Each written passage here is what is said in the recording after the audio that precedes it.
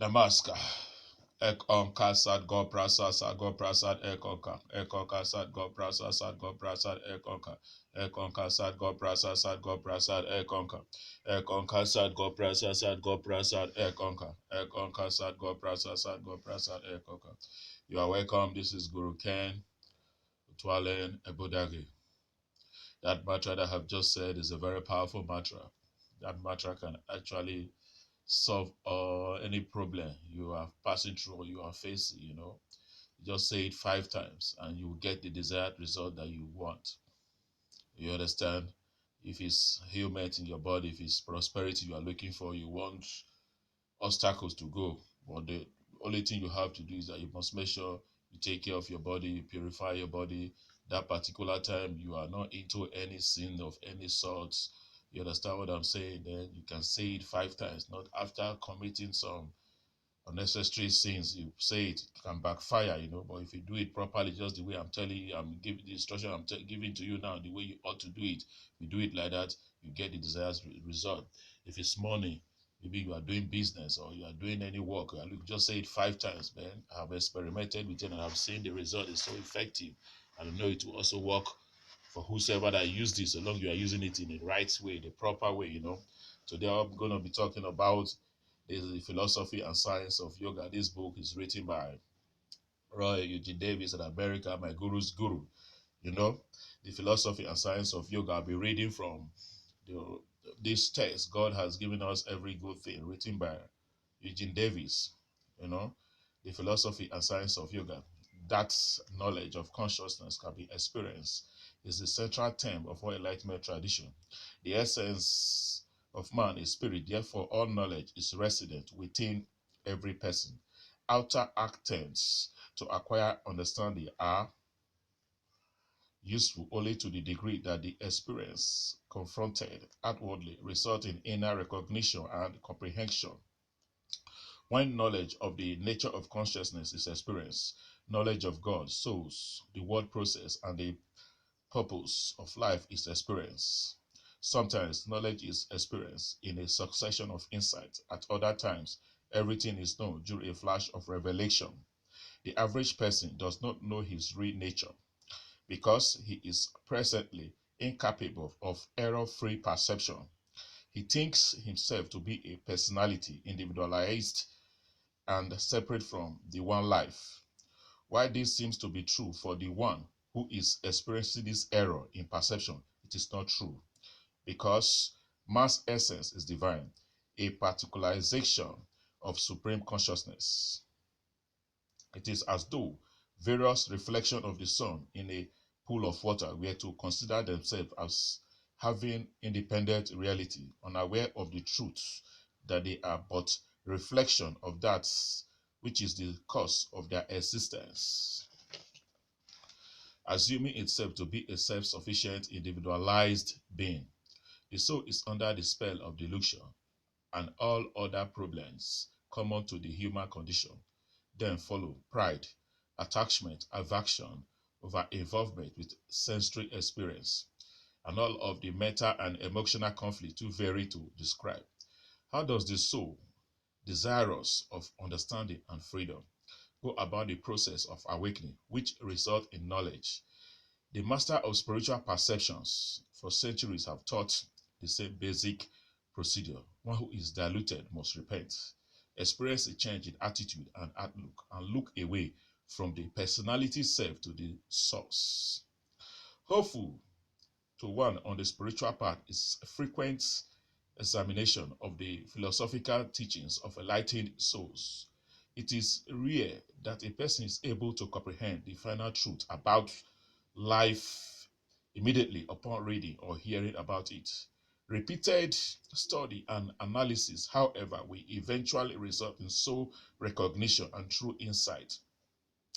One of the major philosophical systems of India is that of Sakya. The word refers to enumeration or numbering of aspect and stage of manifestation of consciousness from the transcendental field through all extensions and involvements, resulting finally in material creation. 25 divisions and categories are explained. as the basis of evolution and evolution. When the total process is clearly comprehended, one then knows that there is but one life, one being, one power, and one substance. One, the the unmanifest field of consciousness, the absolute, transcendental reality, which is beyond the most subtle levels of creation.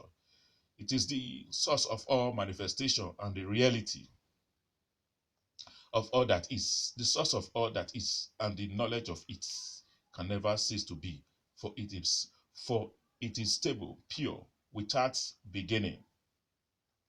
It is unmodified, pure existence.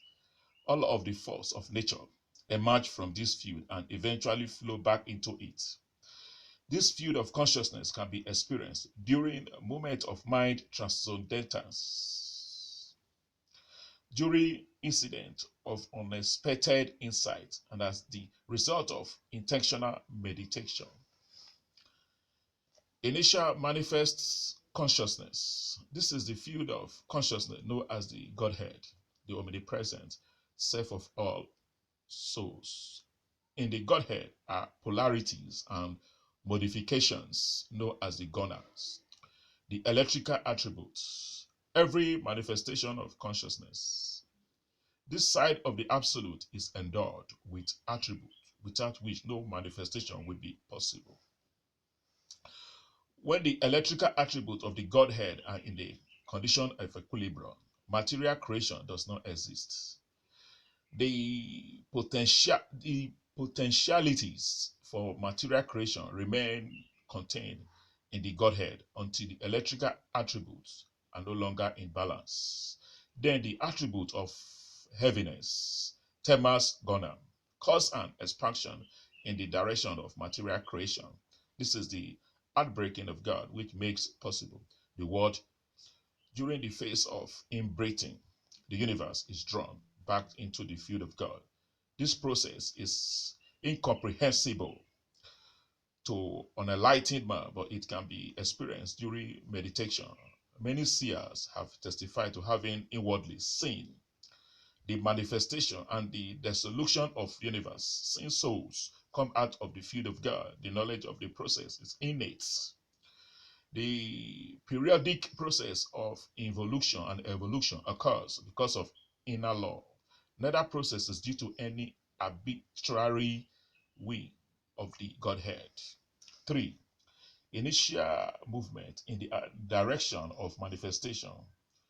When forces within the Godhead expand in the direction of material manifestation, energy forms as substance and life unit become involved as souls. The aspect of God which directs the process and regulates it is referred to by Christians as the Christ of God. Various are the names used to identify God and his aspect, but beyond name is that reality which we are not examining.